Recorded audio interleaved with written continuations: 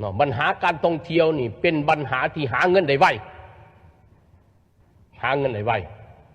ข้าพเจ้าว่าพวกเฮามีแต่สร้างสิ่งอำนวยความสะดวกให้นักท่องเที่ยว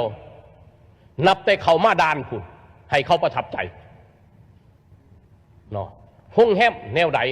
บ้านพักแนวใดห้านอาหารแนวใดเสียอำนวยความสะดวกสีแสบสีนัวยังก็แล้วแต่ที่ผสมเรื่องการท่องเที่ยวตลอดหอดแรงท่องเที่ยวพวกเฮาสิเฮ็ดแนวใด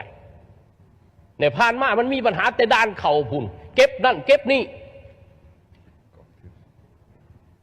เฮ็ดให้นักท่องเที่ยวนี่มาแล้วบ่อย่างมาอีกฉะนั้นปัญหาดังกล่าวนี่พวกเขาก็ควรมีนโยบายในเวียกดังกล่าวเลยต้องซุ้มใส่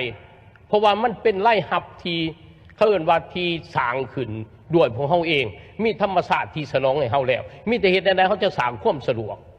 ให้นักท่องเที่ยวเพื่อเก็บกำเอาเงินดังกล่าวนี้เนาะฉะนั้นนะครับพระเจ้าอยากมีความเห็นอยู่จุดนี้